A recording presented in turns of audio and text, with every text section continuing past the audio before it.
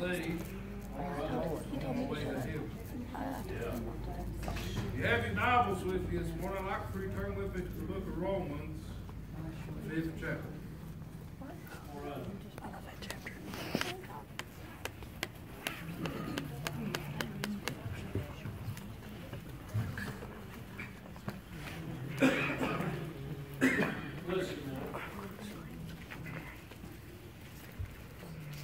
Romans the 5th chapter and starting at the first verse. Yeah.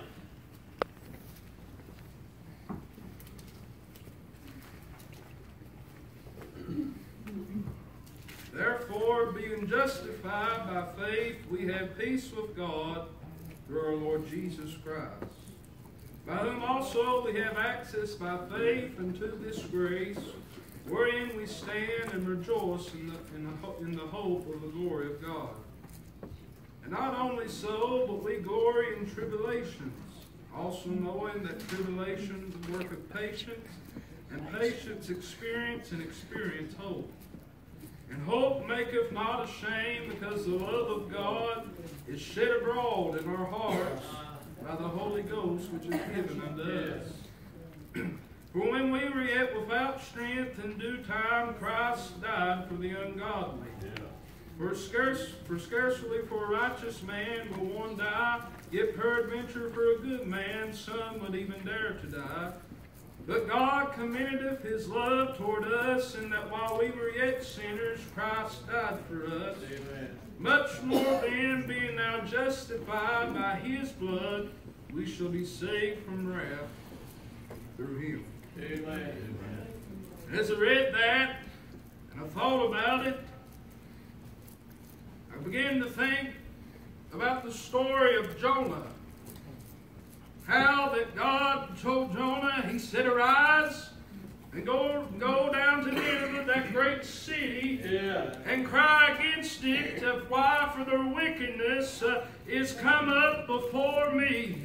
But most of us know the story, how that Jonah, he went down to Joppa, and he got on a ship going to Tarshish to flee from the presence of the Lord. But the Bible teaches me, and the Lord, he sent out a great wind into the sea, and there was a mighty tempest in the sea, in so much of the ship was like to be broken. And you can read on down how that the men, they begin to cast lots, and the Bible teaches me, and the Lord, they fell upon Jonah. And you know what they done with Jonah? They took Jonah and they cast him into the sea. And as I read that and thought about it, the Bible teaches me the Lord had prepared a great fish to swallow up Jonah. And Jesus said that this fish, it was a whale. And for 3 days and for 3 nights, Jonah was in the belly of a whale. But something happened. You know what Jonah did? The Bible teaches me that he prayed to the Lord. And you know what happened after he prayed? The Bible teaches me, and the Lord spake unto the whale, and it vomited out Jonah upon the dry land. Now did you catch that? Jonah, he went to flee from the Lord. He was thrown out into the sea. He was thrown out into a storm. And the whale came and swallowed him. And I believe it was dark inside the whale's belly. He was thrown out into a storm. And for 3 days and 3 nights, he was in darkness in the belly of the whale. But something happened. When God spoke, not only did the whale vomit Jonah out, but it didn't put him back out into the storm or out into the sea. No, but it vomited him out upon dry land. I'm glad no matter what tribulation I might go through, what storm that I might go through, I'm glad that my God can say, peace, peace, still. Vomited him out upon dry land. I didn't just throw him back out into the sea or back out in danger.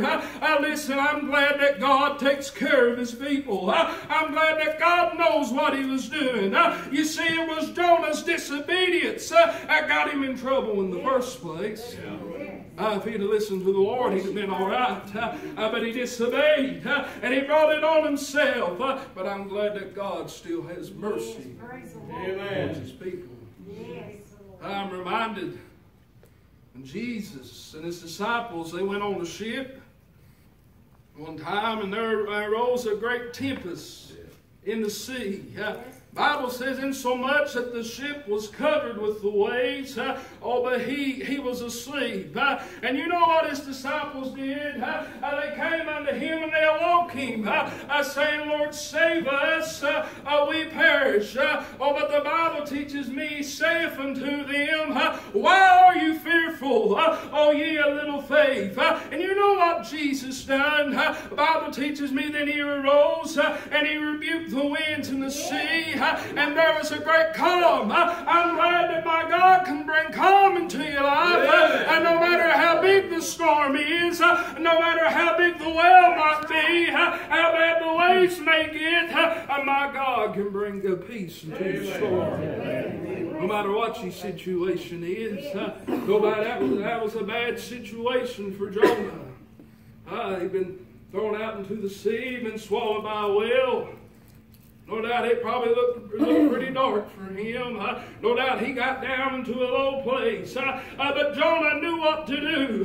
He called upon the Lord his God. Friend, I don't care what you've done today, how far you went down, how far you've sunk down in this life. My God still loves you. Loves you enough that he sent Jesus to die upon an old rugged cross for you and I. Shed his blood that I might live. All about, he rebuked, Jesus went and he rebuked the winds and the sea, and there was a great calm. But the men on the ship, they marveled, Brother John. They said, what manner of man is this? That even the winds and the sea obey him. Listen, the storm may seem big, it may seem rough, but it still has to obey the Lord. One word from his voice, and he can calm the storm. Listen, I don't care how big your sins are, how much you've done. I don't care how big or little your sins are. My God is a great Savior. Amen. I loved you and I enough. While we were yet sinners, Christ died for us. While I was yet in sin and dead in my trespasses, God had mercy upon me and sent Jesus to take my place upon that old rugged cross.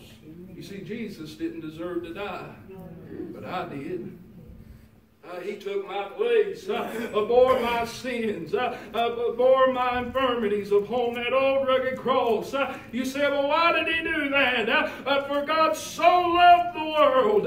It didn't say that God loved the world, but that he so loved the world that he sent Jesus to die on that old rugged cross for you and I. I'm so thankful to be saved today. I'm glad that I have the Lord dwelling right down in my soul. If you can't say that here today, you don't have to leave that way. There's one thing about it. When you come into God's house, you might come in one way, but you don't have to leave the same way that you came in. But you can take your burdens, your problems, and your sins to Him and get it under His feet. Come and lay it down at the foot of the cross and take it home with you no more.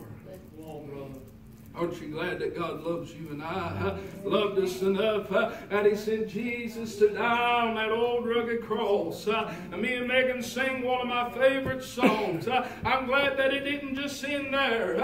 I'm glad that He didn't stay dead. But I'm glad that He got up and said, because I live, you can live also. That's why I sing, all my hope is in Jesus. It's why is it in Jesus? Because He conquered death and the grave.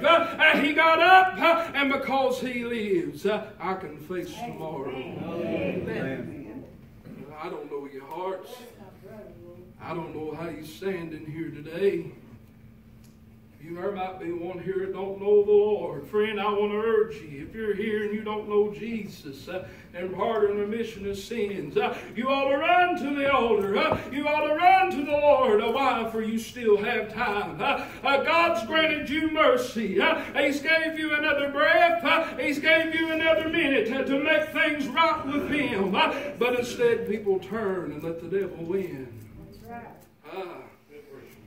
No doubt, I know how it is. There's a lot of people, they say, well, I will come and get saved, but I'm afraid everybody's going to talk about me. I'm afraid what they're going to say about me. Friend, I got news for you. It don't matter what man says about you. The only thing that matters is what God has to say. And if God's bidding you to come to Him, you need to come and give your heart and your life over to Him. They threw Jonah they threw him out into the sea. And that whale came and it swallowed him up. No doubt that was a scary situation to be in. But God had a plan for Jonah. I'm glad that wasn't the end. God had a plan for him. And God has a plan for each and every one of you. You say, you hear people tell it all the time. God has a plan for your life. And yes, God does have a plan for your life. But I like to put it like this. That plan won't ever fully come into place until you give your heart and your life over to Jesus. Until you trust in Him with all your heart. I don't know your hearts. I don't know how you stand with the Lord. We all might be Christians. I hope we are. I hope we're all ready to go. But if you're here and you can't say that, you need to come and give your heart and your life over to Him. He loves you enough that He freely went to the cross. Let them beat Him, let them mock Him, let them curse Him. They drove nails through His hands and His feet. And He suffered all that pain, all that humiliation, all that they put Him through. He suffered it for me and you. I like the old song. When He was on the cross, I was on His mind. You think of that. Our precious Lord and our Savior hanging on that old rugged cross.